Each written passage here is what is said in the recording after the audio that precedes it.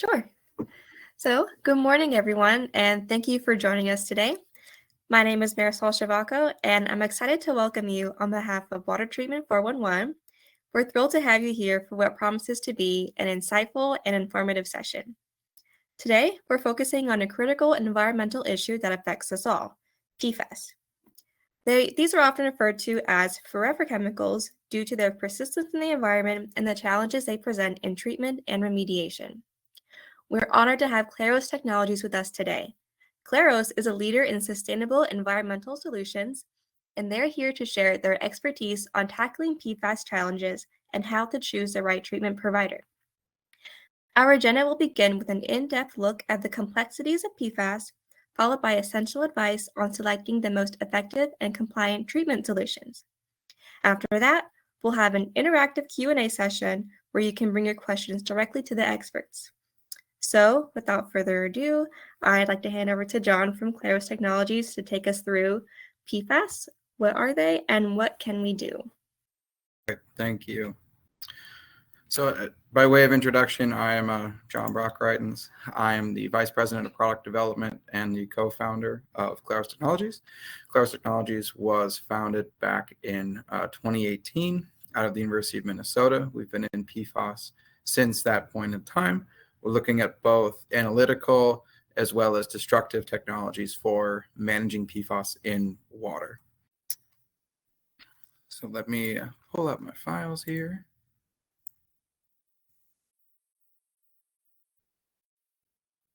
Can everyone see this? Great. Yes. Great. So by way of introduction, so Claros is based in Minneapolis, Minnesota. We are a team of 30 plus scientists and engineers really working on, as I mentioned, PFAS analytical as well as PFAS destruction. So in the webinar today, I'm going to go over in detail, what PFAS are, how they've been impacted over time, and then an overview of management technologies as well as destructive technologies. And then I really want to highlight as part of this webinar, key questions that you should be asking of the providers, of PFAS treatment providers. That's both, those that are providing filtration technologies as well as those, and especially those providing destructive technologies. So within Claros, just briefly, we have our forever chemical destruction technology. And then we also work in the functional materials space as well. So within functional materials, that's a place where we work in the materials business. So we're looking at both filtration materials as well as in materials for filtration purposes as well. Question, can you all see the full screen version of this? I want to make sure that y'all can see this. And I am advancing slides. Can you not see that? So it looks like it's only showing the PowerPoint window. Yeah. All right, give me 1 second.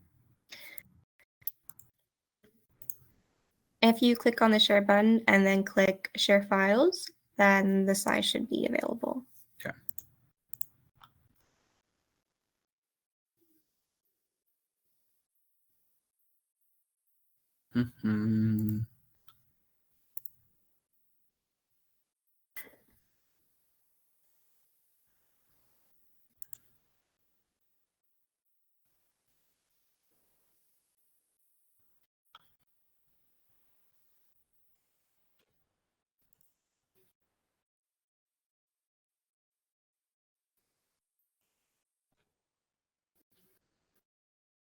Better or worse? Probably worse. Let's see.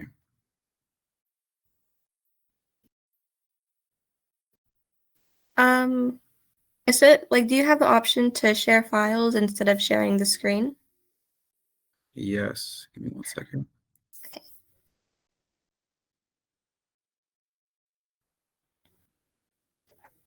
Okay, there it is. Great.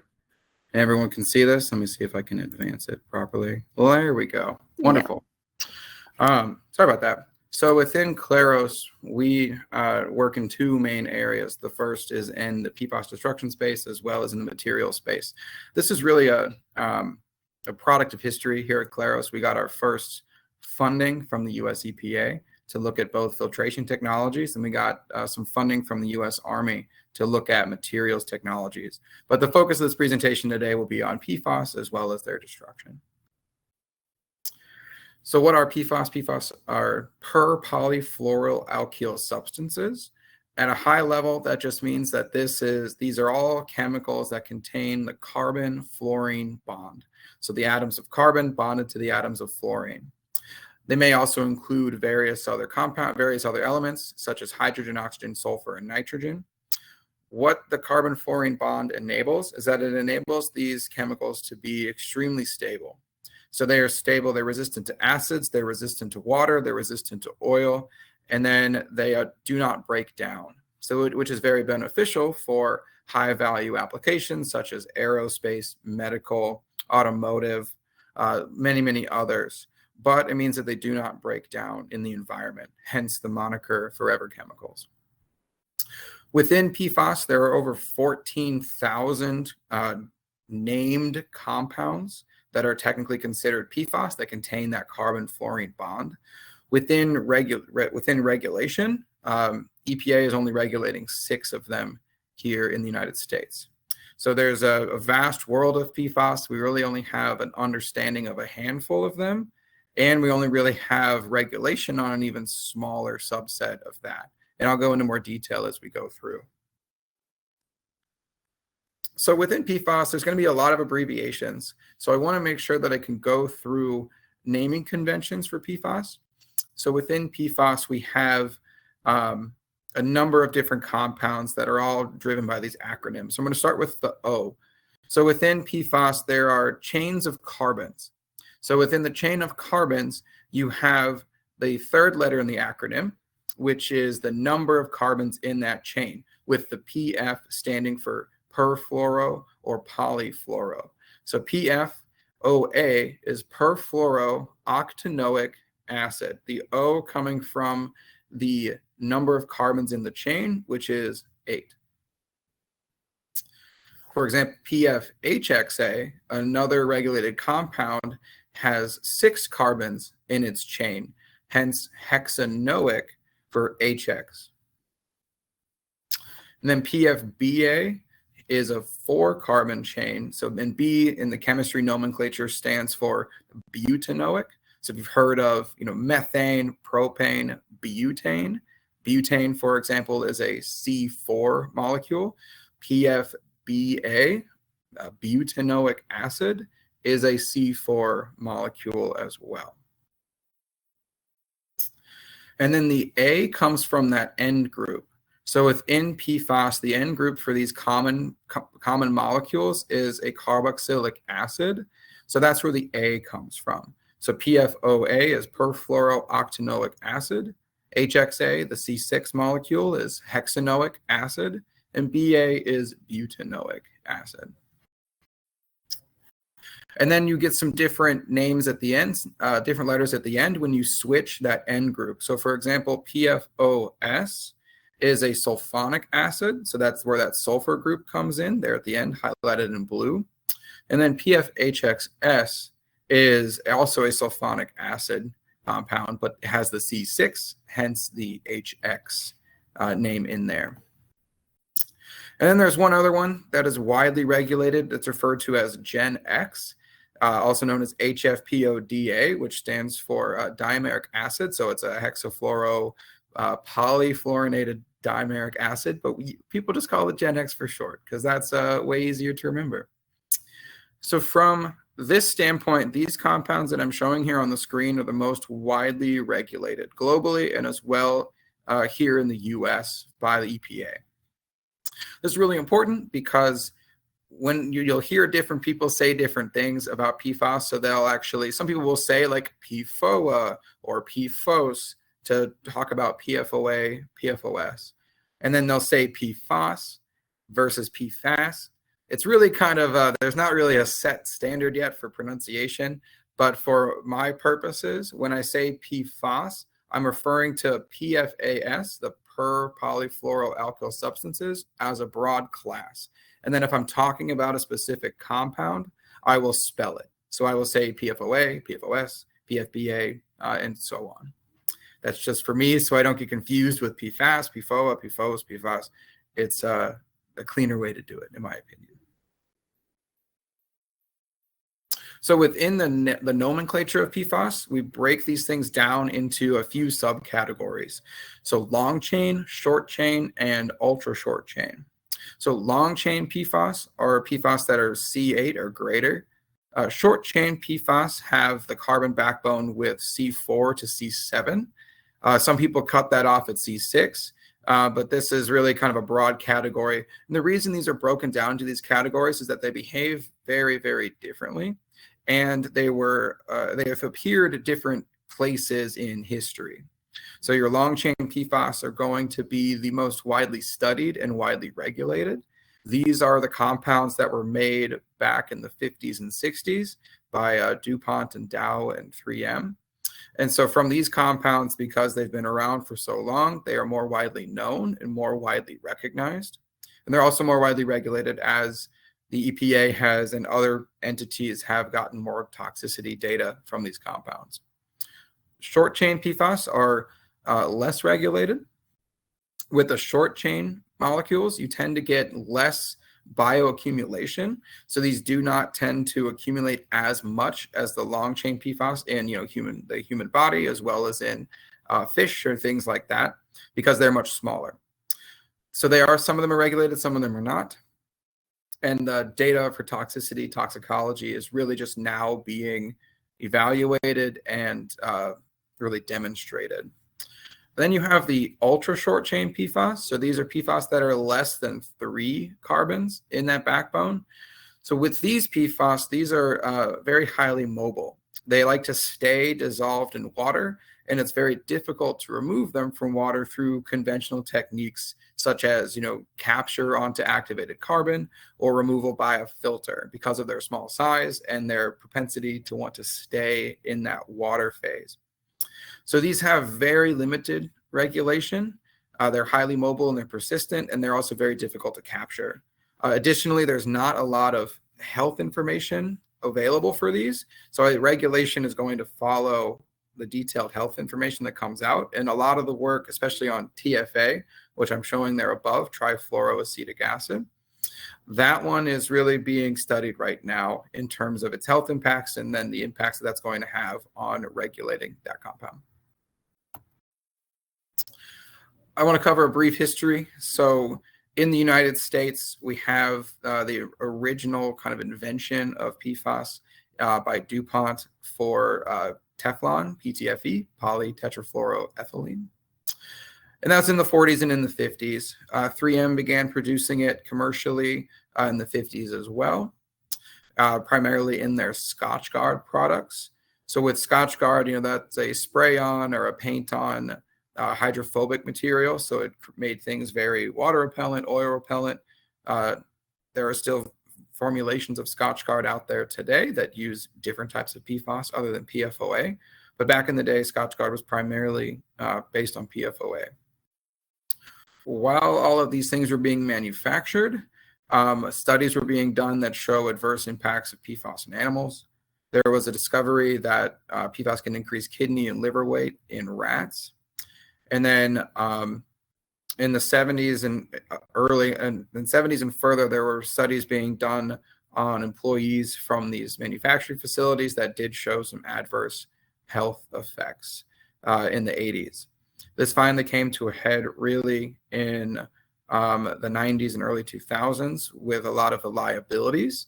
So DuPont and Chemours were effectively sued, and that really set off a whole chain of liabilities and I would say legal-driven changes in PFAS. And that really happened, I would say, from the early 2000s on. With in the mid-2000s, the EPA encourages discontinuation of long-chain PFAS with a complete phase-out plan by 2015.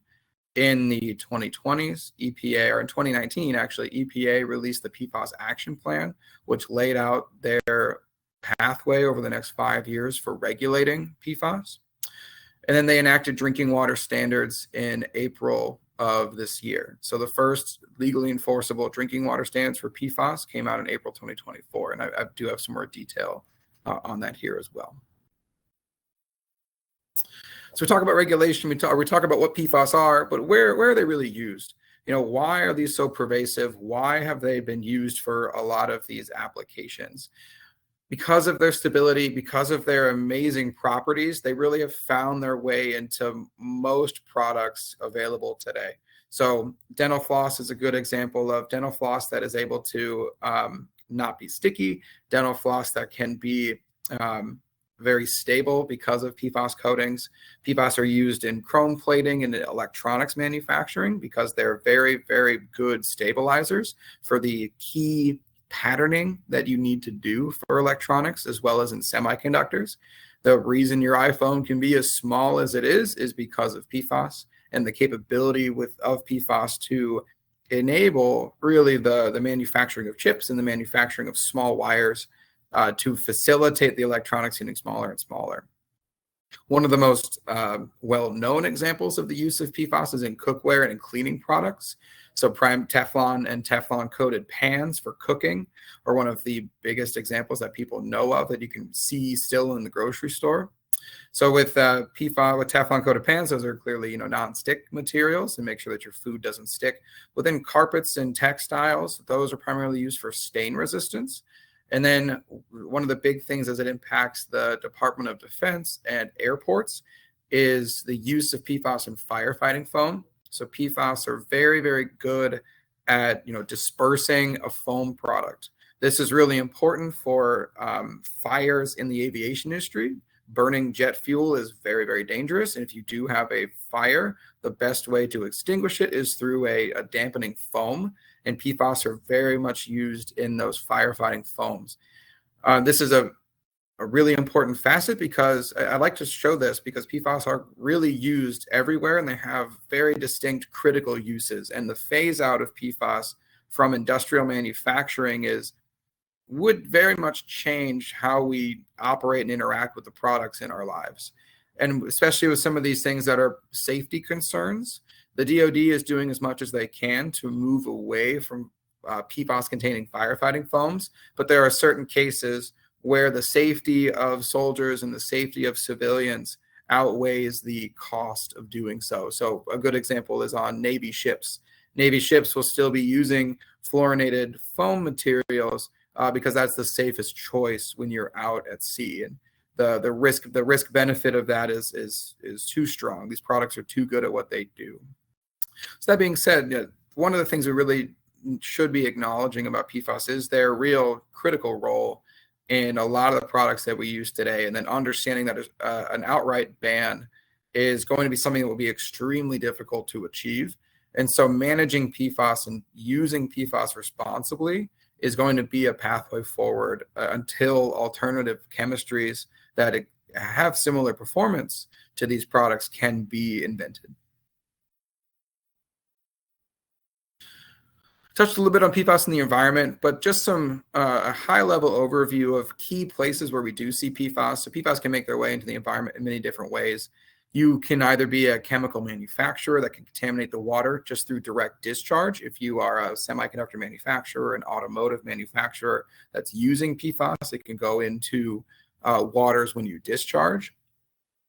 Wastewater treatment plants can discharge PFAS into source water systems. So a wastewater treatment system that could be receiving water from a PFAS user or maker can be receiving that PFAS water and passing it through to a surface water. Consumer products can cause PFAS buildup in landfills and in public drinking water systems. So if you throw away a lot of products that contain PFAS, you will get those concentrated into a landfill. When it rains on that landfill and when water is collected on that landfill, it creates what's called a leachate. It's kind of a gross landfill tea material.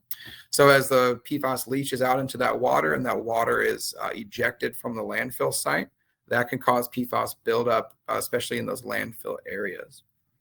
Groundwater and source water can be contaminated by the application of firefighting foams. And then one of the other ones is contaminated biosolids. There was actually a New York Times article written about this, I think 3 or 4 days ago.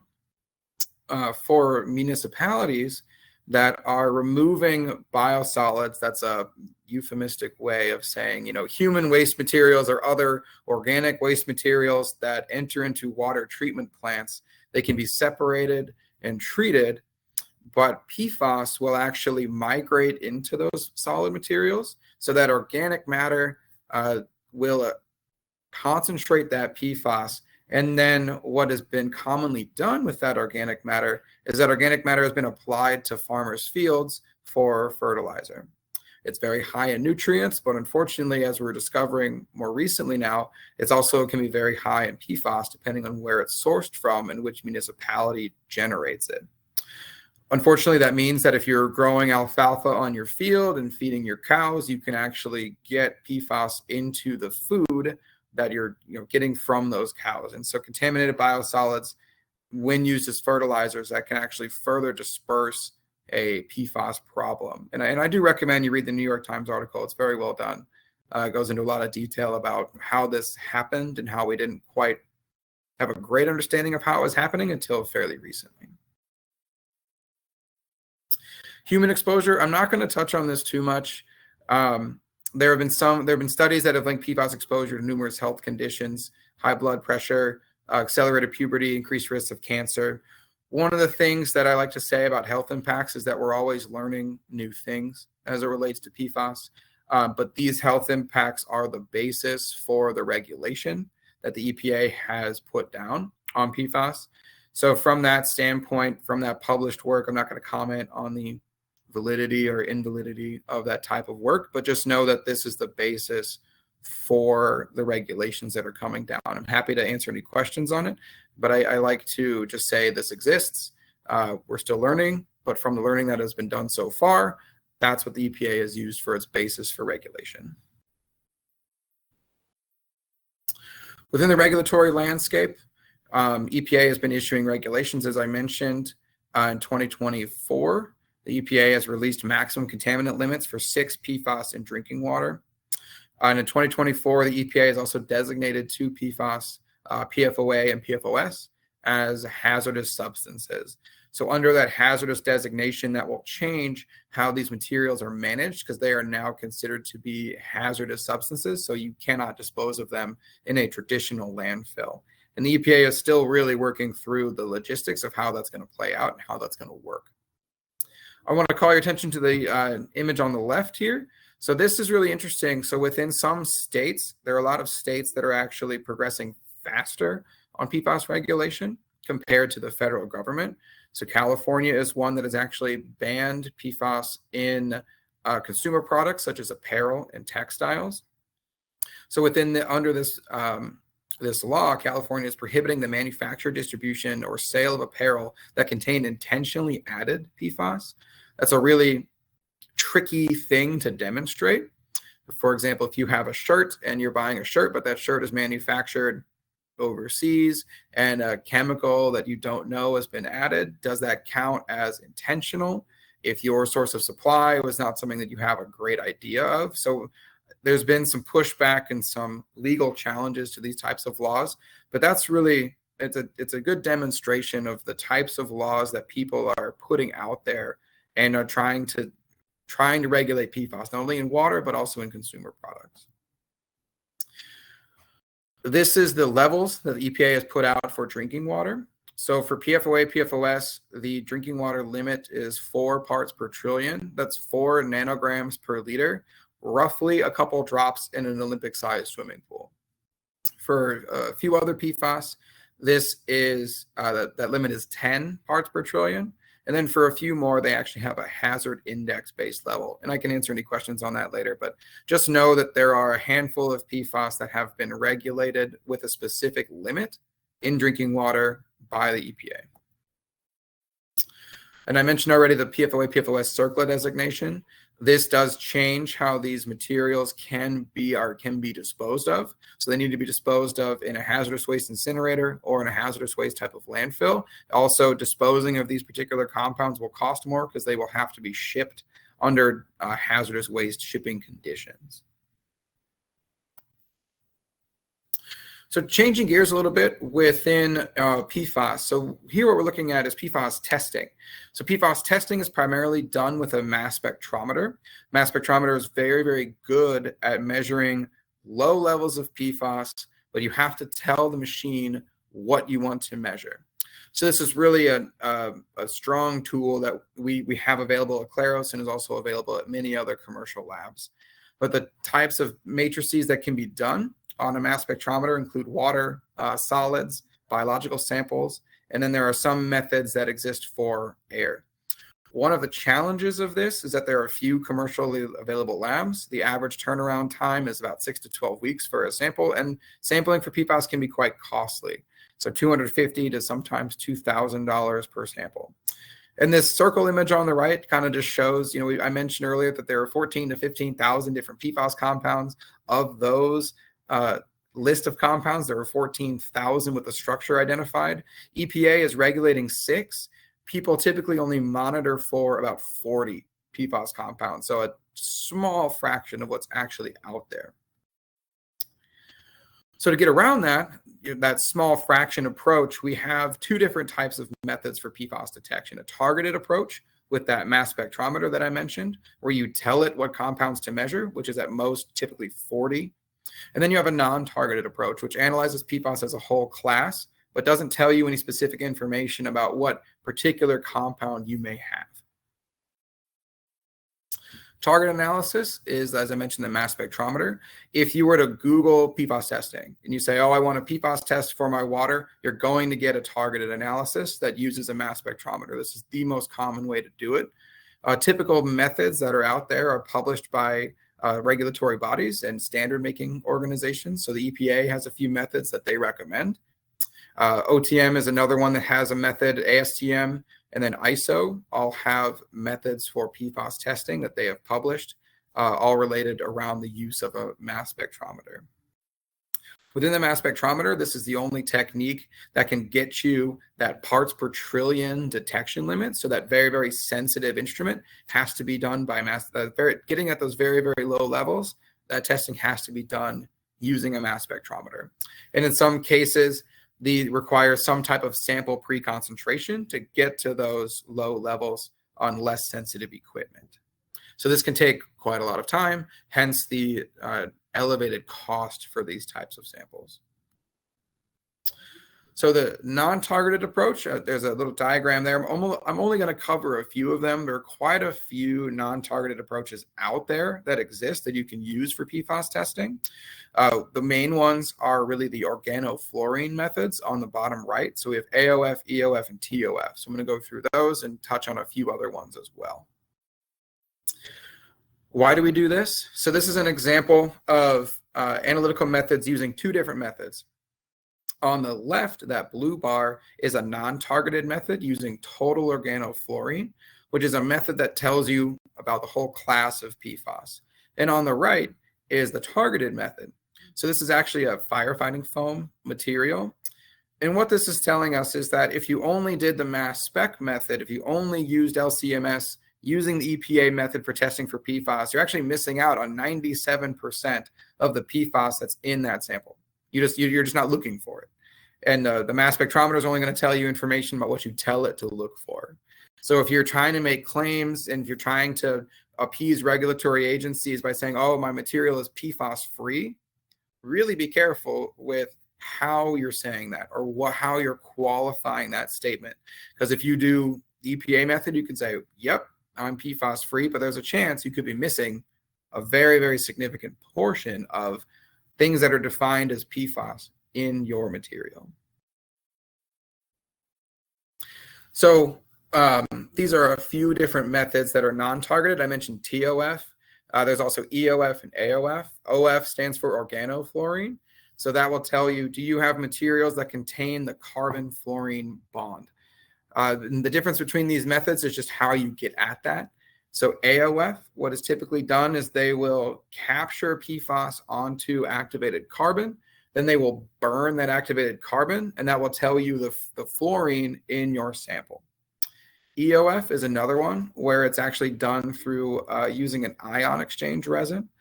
So this is really important because certain PFAS species can be captured onto carbon. Certain PFAS species can be captured better onto resin products. So AOF and EOF, because they use different concentration methods, will actually tell you a little bit different story depending on how you use them. So I really encourage you, as you're looking at PFAS testing, ask very specifically, what method are you using and what do you expect are the pros and cons of that method that you're using for testing. And then finally, we have TOF. So TOF is a direct combustion of a sample. So it burns the sample very hot. That can liberate the fluorine. Then they measure that fluorine from that sample, and that can give you an estimate of the total carbon-bound fluorine in your material. The limitation of that is it's not using any pre-concentration step. Therefore, the sensitivity of that method is pretty high. You're not able to get very low level of detection using TOF. One of the other popular ones out there is called the TOP assay. TOP stands for total oxidizable precursors. So there are certain PFAS species that when they are oxidized chemically, so through a chemical addition, you can achieve a process called oxidation. When you oxidize some of those PFAS, they'll actually convert into PFAS that you can measure on the mass spectrometer. So some of those non-targeted PFAS can actually be chemically converted into something that you see on the mass spec. So this is something that's used quite often to get a better picture of, okay, do I have something else in my sample that I'm not looking for on the mass spec? And when you do that chemical pre-treatment, you can say, yep, there's something else in there. The last one that I'll cover is high resolution mass spectrometry. High resolution mass spectrometry, I like to say, is the forest. So when you use mass spectrometry in a standard way, you can look at a forest and the mass spectrometer will tell you, okay, there are 10 oak trees in this forest, but won't tell you anything else about what else is in that forest. High resolution mass spectrometry is going to tell you everything, but it's up to you then to go find the oak trees. So high resolution mass spectrometry will give you a ton of information, but then will really, you have to sift through a lot of data to find the information that you want. Key takeaways on analytical: both a targeted and a non-targeted approach. These are complementary with each other, and results from both methods should be considered while addressing PFAS problems. Many methods are available. Choose the methods that suit your problem with consideration and guidance. Claros will gladly give you recommendations, or most engineering firms can do this type of work as well. But I always encourage people doing that testing to ask the question, what method are you using? What are the pros to that method? What are the limitations to that method? So I want to switch gears again and go into destruction. So the reason that we use both non-targeted and targeted methods for destruction is that not only do we want to know fully what's in our sample to start with, but we want to know what's on the back end of a destructive technology. So when we talk about PFAS destruction, it's really important to show the final products of that destruction.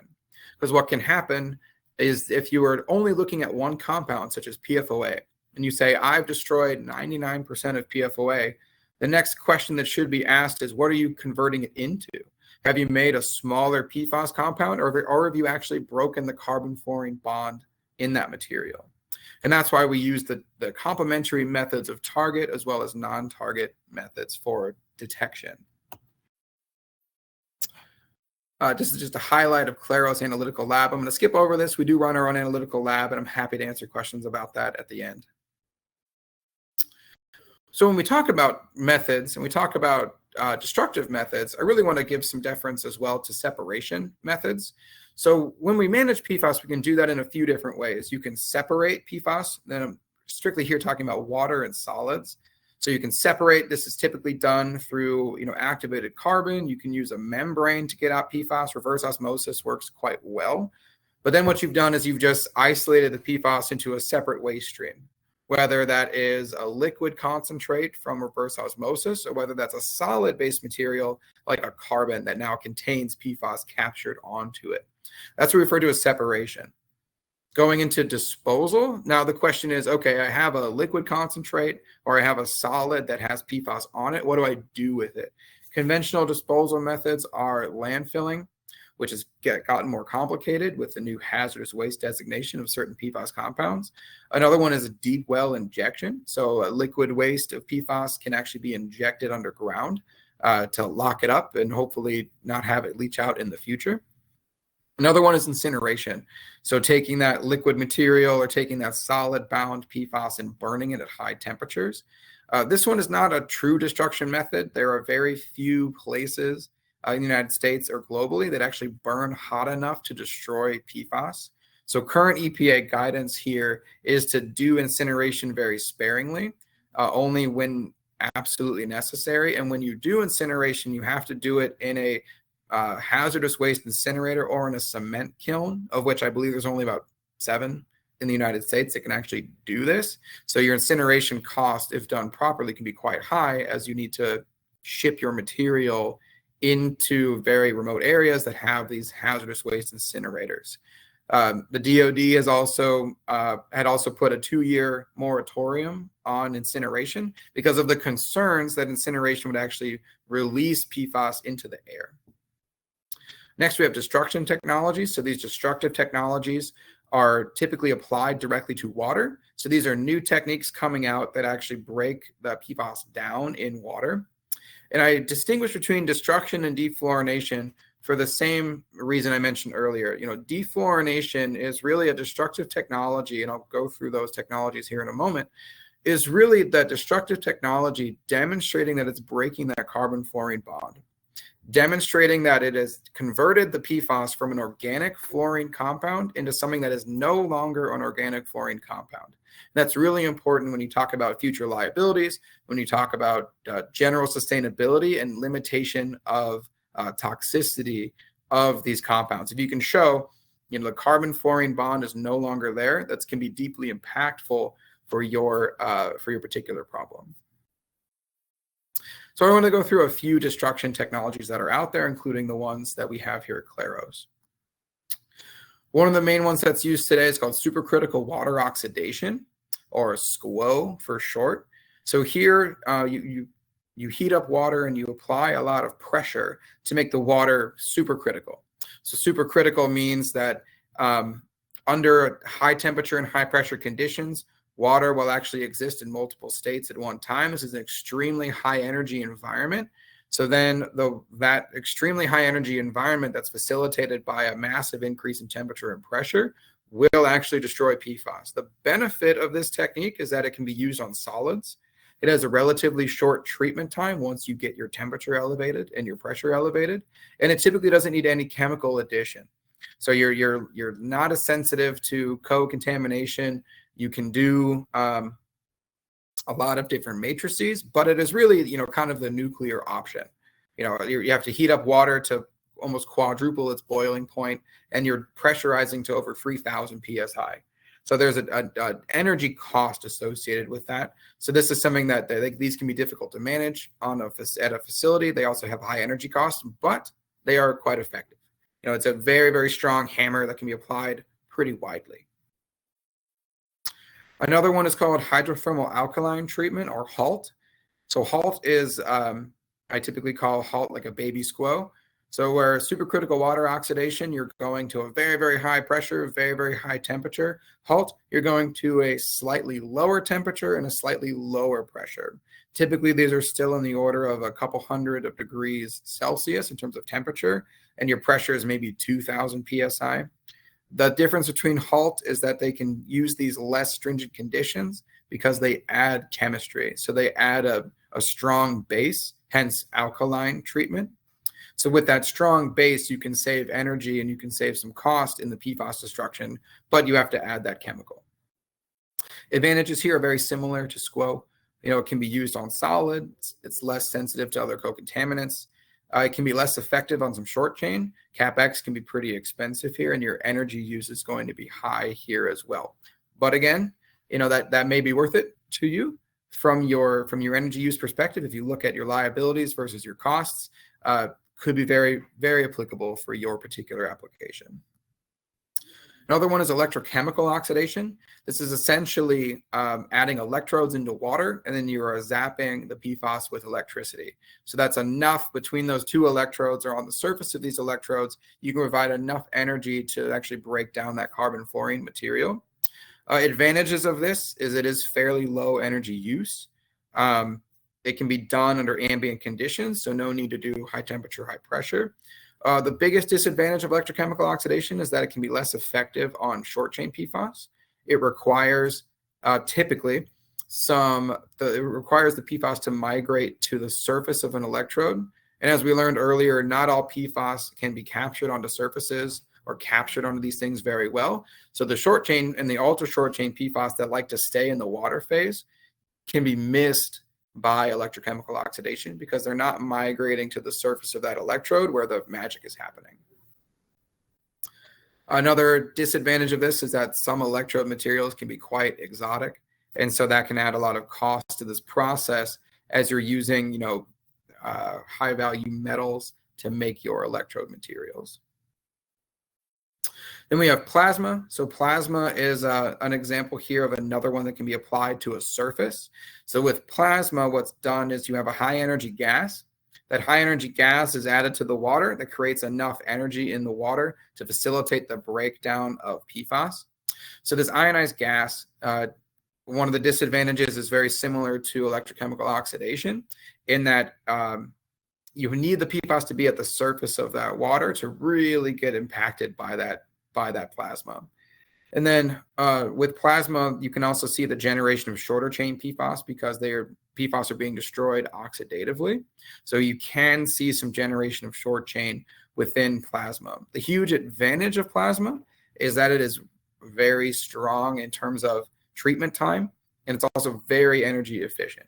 So once you get that gas up and running, you can hit that water very energy efficiently. You can get a fairly high throughput through that with that technique.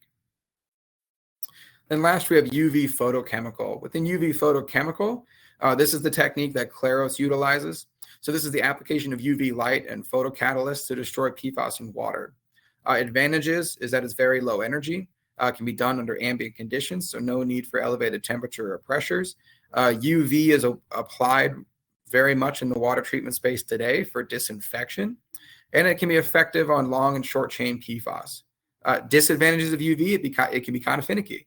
So it's not very effective on solids, or very ineffective on solids, because you can't transmit light through a solid very well.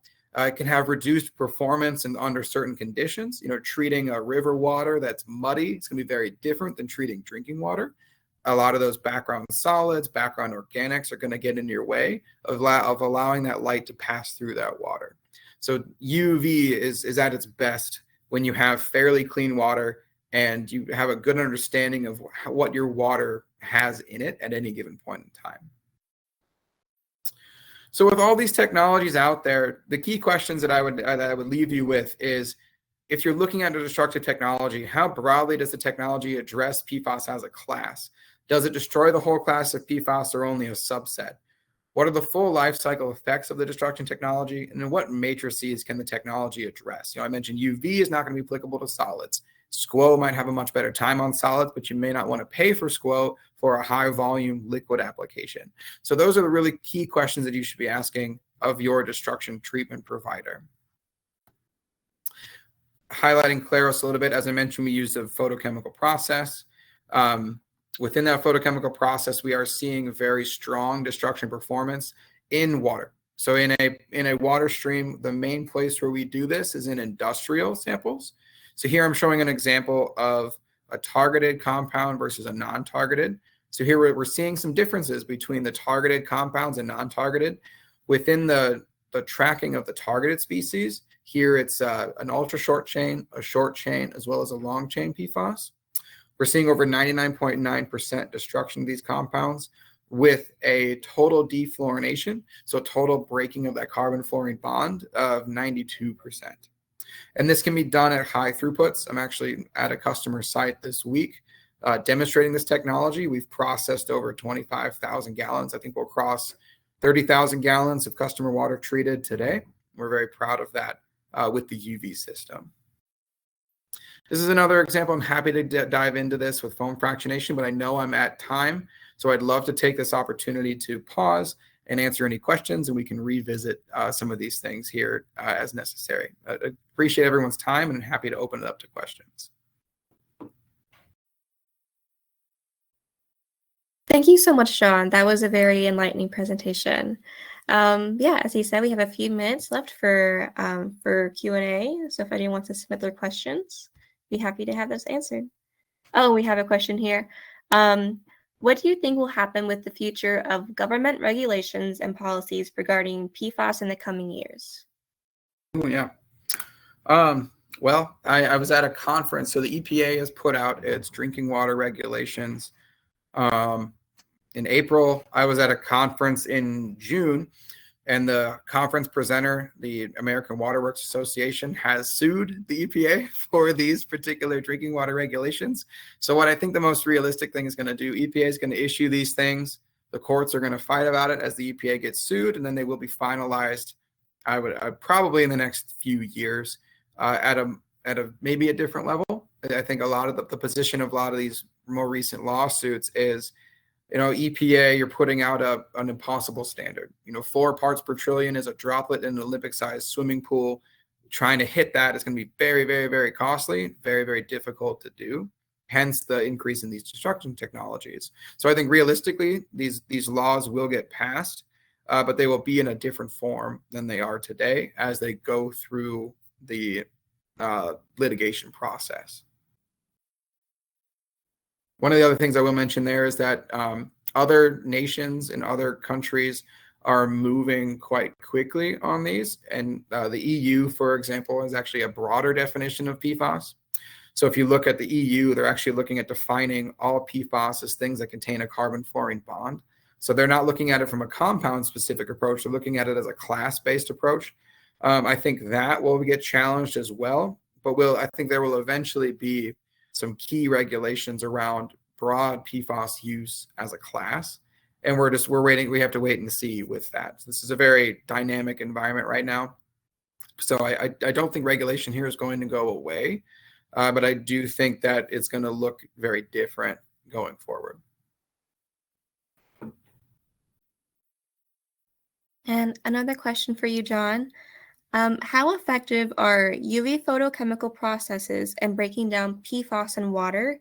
And what should we consider in terms of cost, maintenance, and scalability if we were to implement this at our facility? Yeah, so UV is really the poster child for energy efficiency and low capex. So as I mentioned, UV is used commercially today in water treatment for disinfection. Those systems can do millions of gallons a day. Claros is sitting at tens of thousands of gallons a day for our process. And so from that standpoint, UV is really the only technology that's out there that can be done really at that scale. But you have to acknowledge that you need fairly clean water already to make that happen. So from an energy use standpoint, we're typically seeing, pennies on the gallon from an operational expenditure standpoint. So that can be very attractive for those entities that are producing high volumes. So if pennies on the gallon from that cost standpoint is very, very good. And then from a CapEx standpoint, it's also very, I would say, manageable, because UV already has an existing supply chain. There are already commercially available UV systems. People using UV photochemistry are not necessarily reinventing the wheel. They're not building something terribly new. Claros, yes, we do have some custom reactor systems, but we're not reinventing lamps. We're not doing something we're not building a new rocket ship or piecing together things that already exist to keep our CapEx very low. Anything else I can get, any more detail I can provide on that? Whoever asked that question.